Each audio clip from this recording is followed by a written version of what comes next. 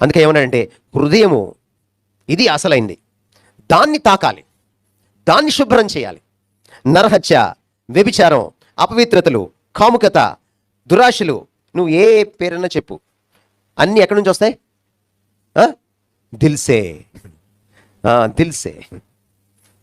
ఇదే ప్రాబ్లం. కాబట్టి అది జాగ్రత్త.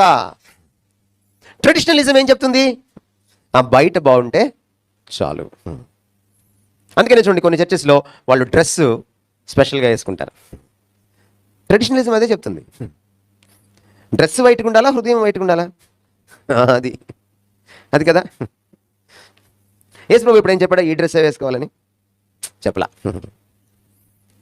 పాపం అబ్బాయిలాగా గడ్డం పెంచుకుంటే తప్పు, ఈయనలాగా క్లీన్ షేవ్ చేసుకోవాలి. ఈయన బిలీవర్, ఆయన లోకస్తుడు. యేసు ప్రభు దాన్ని ఖండించాడు. అయ్యా పైన చూడకండి, లోతుగా వెళ్ళదు ట్రెడిషనలిజం.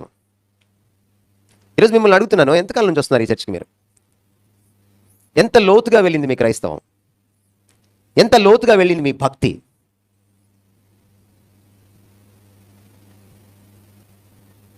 సాధారణంగా ఒక క్లాస్ రూమ్లో మేము పాఠాలు చెప్తాం కదా, లెక్చరర్స్ కదా, క్లాస్ రూమ్లో క్లాస్ ఇలాగైనా ఉంటుంది, లేకపోతే ఇలాగైనా ఉంటుంది. మీ క్లాస్ ఏంటంటే నాకు మెడ నొప్పి వచ్చేలాగా ఉంది. కొంతమంది పైకెక్కారు, కొంతమంది మరీ కింద ఉన్నారు. ఎటు చూడాలో తెలియట్లేదు నాకు. అందుకని పాపం ఆ పెద్దవాళ్ళని చూడకపోతే ఏమనుకోకండి అమ్మా, మీరు నా మనసులో ఉన్నారు, చూడలేకపోతున్నా మిమ్మల్ని అంతే. ఎందుకంటే అలాంటి అద్భుతమైన స్థానంలో కూర్చున్నారు మీరు, అందువల్ల మిమ్మల్ని చూడలేకపోతున్నాను, మెడ నొప్పి వచ్చేస్తుంది. కానీ మీరు నా మనసులో ఉన్నారు, మిమ్మల్ని దృష్టిలో పెట్టుకొని కూడా మాట్లాడుతున్నాను. ఏమో చెప్పండి నాకు, ఎంత లోతుంది మీ భక్తి?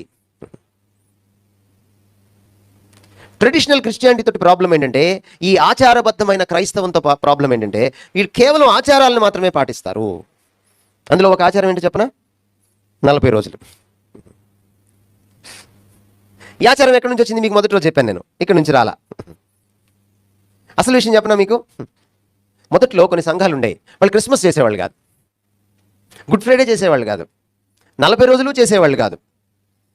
కొన్ని సంఘాలు మట్టుకే గుడ్ ఫ్రైడే, క్రిస్మస్, ఈస్టరు, 40 రోజులు, మట్టల ఆదివారం, పామ్ సండే చేసేవాళ్ళు. కానీ కాలక్రమంలో ఏమైందంటే ఈ ట్రెడిషనలిజము ఎంత బలమైందంటే అది వేరే సంఘాలకి పాకింది.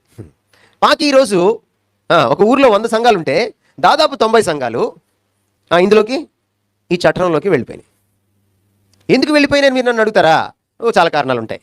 మనోళ్ళు అక్కడికి వెళ్ళిపోతారేమో అని అదొక కారణం కావచ్చు.